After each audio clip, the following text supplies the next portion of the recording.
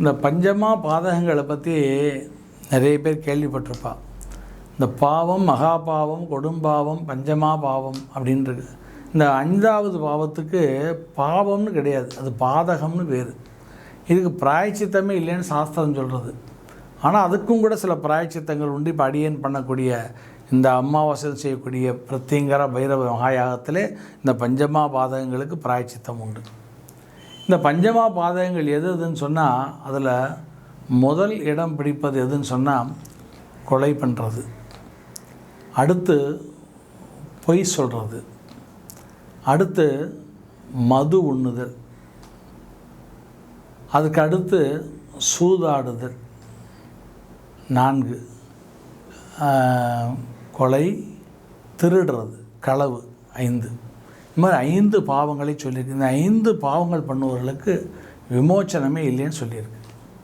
இப்போது இதில் பார்த்தீங்கன்னா, இப்போ மகாபாரதத்தில் கூட காட்டில் 14 வருடங்கள் அஞ்ஞானவாசம் வாழ்கிறா பாண்டவர்கள். அப்போ ஒரு நாள் தர்மன் கிருஷ்ணனை பார்த்து கேட்குறான், கிருஷ்ணா நான் என்ன பாவம் பண்ணேன், என் நாடு மக்கள் எல்லாத்தையும் இழந்து பொன்பொருள் அனைத்தும் இழந்து இந்த காட்டில் இருக்கேனே அப்படின்னு கேட்குறான்.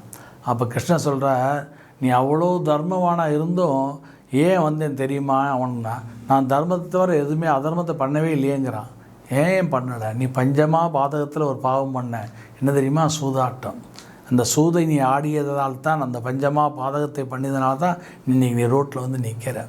அதனால் இன்றைக்கி தர்மனுக்கே அந்த நிலை, தர்மப்படி வாழ்ந்த அவனே அந்த பஞ்சமா பாதத்தில் இன்றைக்கி சூதாட்டம் மட்டும் இல்லாமல் போய் எதுக்கெடுத்தாலும் போய் நீ கொலை சர்வசாதாரணமாக ஆயிடுத்து, திருடுறது, கரப்ஷங்கிற பேரில் திருடுறது, ஏமாற்றுவது, அடுத்து களவு, ஒரு பொருளை அதிகமான விலைக்கு விற்றாலே அதுவே திருடுறதுக்கு சமானம்.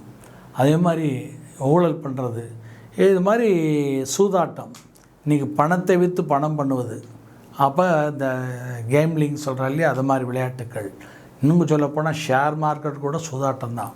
அதனால் இந்த 5 மகா பாவங்களை செய்பவர்கள் ஒரு காலகட்டத்தில் அந்த பணத்தையெல்லாம் இழந்துருவாளாம். இழந்து நடு ரோட்டில் நிற்பா.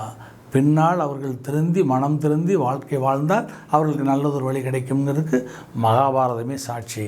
எனவே பஞ்சமா பாதகங்களை தவிர்த்து வாழ்க்கையில் போதுமென்ற மனமே பொன் செய்யும் மருந்து என்கின்ற பழமொழியை சிறமேற்கொண்டு நிறைவுடன் வாழ பழகிக்கொள்வோம்.